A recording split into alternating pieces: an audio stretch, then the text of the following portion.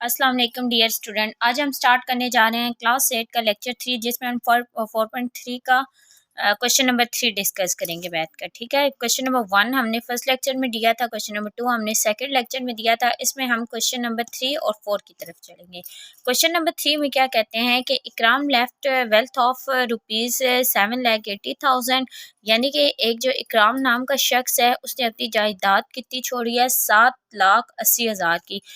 His heirs is a widow, 3 son and 4 daughter. तो उसकी विरासत में कौन कौन आ रहे हैं? उसकी एक बेवा आ रही है, 3 बेटे आ रहे हैं और 4 बेटियां आ रही हैं। Calculate share of each one if funeral expenses is 30,000 and loan of 50,000 due to him. क्या है कि हमने सबका शेयर मालूम करना है, लेकिन जो इकराम साहब थे उन्होंने उनके एक्सपेंसेस भी कुछ रहते थे और उन्होंने लोन भी लिया हुआ था, तो वो कितने थे वो भी आपने देखना है। ठीक है, सबसे पहले हम देखेंगे कि टोटल अमाउंट वो कितनी छोड़ के गए हैं। तो टोटल अमाउंट 7,80,000 हमने मेंशन की है। हिज डेप्ट, यानी कि उन पे जो लोन आ रहा था 50,000 का आ रहा था और एक्सपेंसेस कितने आ रहे थे 30,000 के। पहले हम इन दोनों को प्लस करेंगे। टोटल अमाउंट पेड, यानी कि उनकी इस जो जायदाद में सी थी उसमें से हमें क्या क्या उनके एक्सपेंसेस या वो क्या क्या उसमें से अमाउंट निकालनी पड़ी। ठीक है, तो उसके बाद विरासत हम देंगे। तो 50,000 प्लस 30,000 क्या, 80,000 आ गया। टोटल जो उनकी वो थी अमाउंट थी उसमें से हमने 80,000 माइनस जब किया तो हमारे पास 7 लाख रिमेनिंग अमाउंट रह गया। अब ये जो 7 लाख रह गए इसमें से हमने शेयर निकालने हैं। किस किस के? उनकी बेवा के, उनकी 3 बेटों के और एक 4 बेटियों के। ठीक है, तो पहले उनकी बेवा का निकालते हैं। बेवा का हिस्सा 8वां हिस्सा होता है। ठीक है, हमेशा। तो विडो शेयर 1/8 मल्टीप्लाई हमने जो अमाउंट आई है वो लिखी है। 8 के टेबल से कैंसलेशन हमने की है। 8 जार 64 आपके पास आ गया।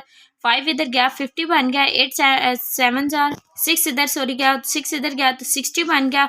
8 7 जार 56 आ गया। 56 में से 4 इधर कैरी गया, 40 बन गया। 8 5 जार 40 आ गया और ये लास्ट वाले 207 आ गए। सो जब हमने कैंसलेशन की तो विडो शेयर के हमारे पास क्या आ गया, 87,500 आ गया आपके पास। ठीक है, रिमेनिंग इनहेरिटेंस, यानी कि उनकी बेवा का निकालने के बाद विरासत में कितनी अमाउंट बची, तो वो हम 7 लाख में से हमने उनकी विडो का जो शेयर आया उसे माइनस किया तो हमारे पास ये वैल्यू। अब इस वैल्यू में से हमने उनके बेटों को और बेटियों को हिस्सा दे रहे हैं। सबसे पहले रेशो सन और डॉटर की हम बनाएंगे। सन उनके कितने हैं, 3 है और डॉटर 4 है।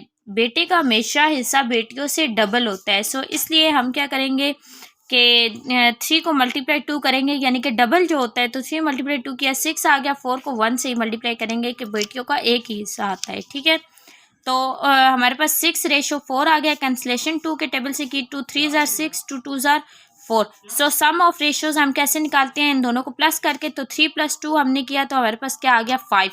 अब हम बेटों की और बेटियों की शेयर निकालेंगे। सबसे पहले हम बेटों का निकालेंगे। शेयर ऑफ 3 सन, तो 3 बेटे हैं उनके। ठीक है, सम ऑफ रेशियो हमारे पास 5 आया था, 5 हमने लिखा। और जो विडो का शेयर निकालने के बाद हमारे पास अमाउंट रिमेनिंग अमाउंट बची है वो हमने यहाँ पर लिखी है। ठीक है, 5 के टेबल से हमने कैंसलेशन की। 5 1 जार 5, 1 इधर कैरी आया, 11 बन गया। 5 2 जार 10, फिर यहाँ 1 कैरी आया, 12 बन गया। 5 2 जार 10, फिर यहाँ 2 कैरी आया, 25 बन गया। 5 5 जार 25 और ये लास्ट वाले 20 ऊपर चले गए। अब ये जो आया है ना आपके पास अमाउंट, इसे आपने 3 बेटे हैं ना, 3 से मल्टीप्लिकेशन की तो ये आंसर आ गया। अब 3 बेटों का इतना हिस्सा आया है। ठीक है, लेकिन हमने एक बेटे का निकाल लिया, यानी कि तीनों में कितना कितना आएगा, ये तो तीनों का इकट्ठा है ना। हम ईच शेयर हम कैसे निकालेंगे, शेयर ऑफ ईच शेयर, ये जो हमारे पास अमाउंट आई है इसे 3 पे डिवाइड करेंगे। 3 के टेबल से हमने कैंसलेशन की है तो हमारे पास ये उनके बेटों का हिस्सा आ गया। ठीक हो गया। अब हमने उनके बेटियों का निकालना है। शेयर ऑफ 4 डॉटर हमने किया है। सो डॉटर का हमारे पास रेशो क्या आई थी, 2 आई थी। तो हम इसमें क्या करेंगे, 2 आवर रेशो 5 हमने बाई 5 हमने क्यों लिखा है, क्योंकि सम ऑफ रेशियोज हमारे पास 5 आ रहा है, मल्टीप्लाई जो विडो के शेयर के बाद अमाउंट रिमेनिंग थी उसके साथ हमने कैंसलेशन 5 की है। फिर 2 के साथ हमने जब मल्टीप्लिकेशन की ये आ गया, यानी कि 4 बेटियों का हिस्सा इतना आया है।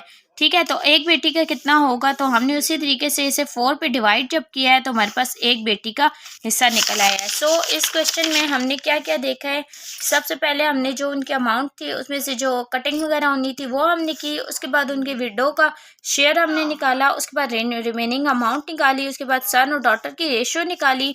रेशो निकालने के बाद हमने क्या किया कि उनके 3 बेटों का पहले हिस्सा निकाला, फिर उनमें से 3 बेटों में से एक बेटे का कितना हिस्सा आएगा, यानी कि हर एक को कितना कितना आएगा। उसके बाद 4 बेटियों का हिस्सा निकाला और हर एक को कितना हिस्सा आएगा वो हमने निकाला है।